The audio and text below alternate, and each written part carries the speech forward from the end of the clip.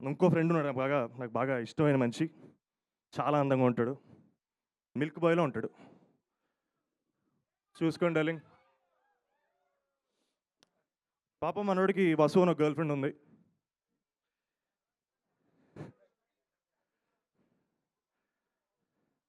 మనోడికి వసు అనే ఒక గర్ల్ ఫ్రెండ్ ఉంది.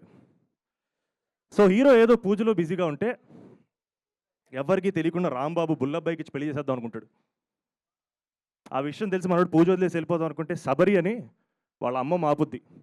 నువ్వు అక్కడ రివీల్ అవుద్ది. వాళ్ళ ఫ్యామిలీకి ఏదో శాపం ఉందంట.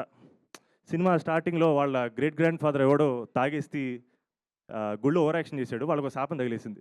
ప్రతి 48 ఏళ్ళకి వాళ్ళ ఫ్యామిలీలో ఒక మనిషి చచ్చిపోతారంటే ఈసారి అది మా మురారి.